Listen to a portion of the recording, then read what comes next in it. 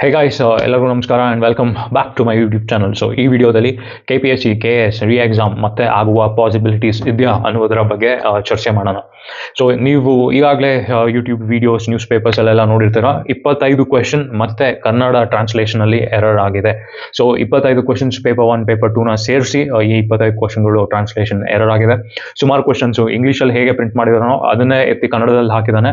ಅಲ್ಲಿರುವ English ವರ್ಡ್ನ ಕನ್ನಡಗೆ translate ಕೂಡ ಮಾಡುವಂತಹ ಒಂದು ಎಫರ್ಟ್ನ KPSC ಅವರು ಹಾಕಲಿಲ್ಲ. ಸೊ ಇದರಿಂದ ಒಂದು ಗ್ರಾಮೀಣ ಅಭ್ಯರ್ಥಿಗಳಿಗೆ ತುಂಬಾ ಅನ್ಯಾಯ ಆಗುತ್ತೆ. ಸೊ ಬಿಕಾಸ್ ಆ ಇಂಗ್ಲೀಷಲ್ಲಿ ಇರುವ ಪದ ಎಷ್ಟೋ ಜನ ಗ್ರಾಮಾಂತರ ಹುಡುಗರಿಗೆ ಅವ್ರು ಯಾವತ್ತು ಕೇಳಿಲ್ದಿರ್ಬೋದು, ಆ್ಯಂಡ್ ಅದೊಂದು ರೀಸನ್ ಆಗುತ್ತೆ. And secondly, it is a direct insult ನಮ್ಮ ಮಾತೃಭಾಷೆಗೆ. ಸೊ ಇದೇ ಬೇರೆ ಸ್ಟೇಟಲ್ಲಿ ಏನಾದರೂ ನಡೆದಿದ್ದು, ತಮಿಳ್ನಾಡು ಇಲ್ಲ ಆಂಧ್ರ ಪ್ರದೇಶ್ ಈ ಥರ ಏನಾರು ಆಗಿದ್ರೆ ಐ ಥಿಂಕ್ ಅಲ್ಲಿ ಜನ ಇನ್ನೂ ರೊಚ್ಚಿ ಹೇಳ್ತಾ ಇದ್ರು. ಬಟ್ ನಮ್ಮ ಕನ್ನಡದಲ್ಲಿ ಏನು ಮಾಡೋಣ, ಎಲ್ಲ ಆಚೆ ಕಡೆಯಿಂದ ಜನ ಬಂದು ನಾವು ಅವ್ರ ಜೊತೆ ಮಿಕ್ಸ್ ಆಗ್ಬಿಟ್ಟು ನಮ್ಮ ಮಾತೃಭಾಷೆಗೆ ನಾವೇ ಬೆಲೆ ಕಮ್ಮಿ ಕೊಡೋ ಥರ ಒಂದು ಸಿಚುವೇಶನ್ನ ನಾವೇ ಡೆವಲಪ್ ಮಾಡ್ಕೊಂಡಿದ್ವಿ.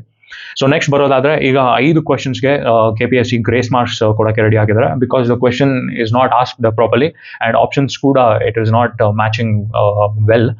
ಸೊ ಇದರಿಂದ ಏನು ಗ್ರೇಸ್ ಮಾರ್ಕ್ಸ್ನ ಅವರು ಸೊಲ್ಯೂಷನ್ ಅಂತ ತಿಳ್ಕೊಂಡಿದ್ದಾರೆ. ಈಗ ಒಂದು ವೇಳೆ ನಿಮಗೆ 5ರಿಂದ 5 ಕ್ವೆಶನ್ಸು ಕರೆಕ್ಟ್ ಆಗಿ ನೀವು ಮಾರ್ಕ್ ಮಾಡಿರ್ತೀರಾ ಅನ್ಕೊಳ್ಳಿ, ಇನ್ನೊಬ್ಬ 5ರಿಂದ 5 ಕ್ವೆಶನ್ಸು ರಾಂಗ್ ಆಗಿ ಮಾರ್ಕ್ ಮಾಡಿರ್ತಾನೆ. ಸೊ ಅವನು ಮತ್ತೆ ನೀವು ಒಂದೇ ಲೆವೆಲ್ಗೆ ಬರ್ತೀರಾ.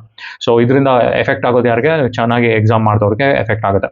So thirdly and most important thing, why re-exam ಆಗಬೇಕು ಅಂದರೆ, ಈಗ ಈ ಎಕ್ಸಾಮ್ ರಿಸಲ್ಟ್ ಬಂದರೂ ಕೂಡ ಒಂದು ವೇಳೆ ಈ ಕೋರ್ಟಲ್ಲಿ ಕೇಸಸ್ ಈ ಎಕ್ಸಾಮ್ ಮೇಲೆ ನಡೀತಾ ಇದ್ರೆ, ಒಂದು ಕೇಸ್ ಅಲ್ಲ, ಹಲವಾರು ಜನ ಹುಡುಗರು ರೆಡಿ ಆಗಿದ್ದಾರೆ ಸೊ ಈ ಎಕ್ಸಾಮ್ ಮೇಲೆ ಕೇಸ್ ಹಾಕೋಕ್ಕೆ.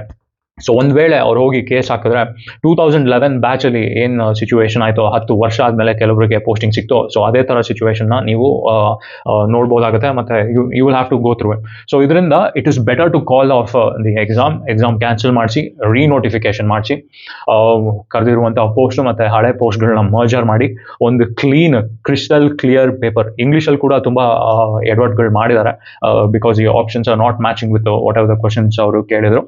ಸೊ ಇಷ್ಟೆಲ್ಲ ಮಾಡಿ ಒಂದು ಫೇರ್ ಪ್ಲೇ ಎಕ್ಸಾಮ್ನ KPSC ಯೂತ್ಸ್ಗೆ ಕೊಡಬೇಕು ಅಂತ ನಂದೊಂದು request. And not only this, ನೀವು ನೋಡಿದ್ರೆ ಫಸ್ಟ್ ಎಕ್ಸಾಮ್ ನಡೆಸಿದಾಗ 71% ಅಟೆಂಡೆನ್ಸ್ ಇತ್ತು, ಆ್ಯಂಡ್ ಇವಾಗ 47%ಗೆ the attendance has dropped.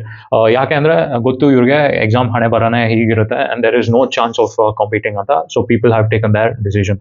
So ಇದೆಲ್ಲ ಆಗಬಾರ್ದು.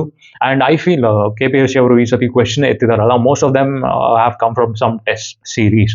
ಸೊ ಯಾರ ಕೈಲಿ ತಾಕತ್ತಿರುತ್ತೆ, who are able to pay 50,000ದಿಂದ 60,000 ಅನ್ನೋ ಟೆಸ್ಟ್ ಸೀರೀಸ್ ಪರ್ಚೇಸ್ ಮಾಡಿದರೆ ಒಂದಿಷ್ಟು ಕ್ವೆಶನಲ್ಲಿ ಇಷ್ಟು ಕ್ವೆಶನ್ ಬರುತ್ತೆ ಅಂತ ಗ್ಯಾರಂಟಿ ಇರುತ್ತೆ. And KPSC has framed questions based on those question papers. So ಇದೆಲ್ಲ ಆಗಬಾರ್ದು. ದುಡ್ಡಿರೋರ್ಗೂ ದುಡ್ಡಿಲ್ಲದೆ ಇರೋರ್ಗೂ this exam should be a fair play ಅನ್ನೋ ಥರ ಆಗಬೇಕು. It should not become IPL ಥರ, ಬರೀ ದುಡ್ಡು ಹಾಕಿ ದುಡ್ಡು ಎತ್ತೋ ಥರ ಒಂದು ಎಕ್ಸಾಮ್ ಆಗಬಾರ್ದು. It should be fair to everybody. So ಇಷ್ಟು ಹೇಳ್ತಾ ಈ ವಿಡಿಯೋನ ಮುಗಿಸ್ತೀನಿ. ಸೊ ನಿಮ್ಮ ಅಭಿಪ್ರಾಯ ಏನು? If you want a re-exam or not, please do mention in the comment section. I know most students have done very well, 180 200 cross ಮಾಡಿದಾರ. And for you guys, please do mention your feelings about this exam. Should there be a re-exam? ಏನೇನು ನಾನು 3 ಪಾಯಿಂಟ್ಸ್ನ describe ಮಾಡಿದ್ದೀನಿ ಅದನ್ನೆಲ್ಲ ನೋಡ್ತಾ, do you think should we have a re-exam or should we go with the same result ಅನ್ನೋದನ್ನ ನಿಮ್ಮ ಅಭಿಪ್ರಾಯ ದಯವಿಟ್ಟು comment ಸೆಕ್ಷನಲ್ಲಿ ತಿಳಿಸಿ. ಸೊ ಇಷ್ಟ ಆದರೆ ವಿಡಿಯೋನ ಲೈಕ್ ಮಾಡಿ, ಶೇರ್ ಮಾಡಿ. Thank you. See you in my next vlog.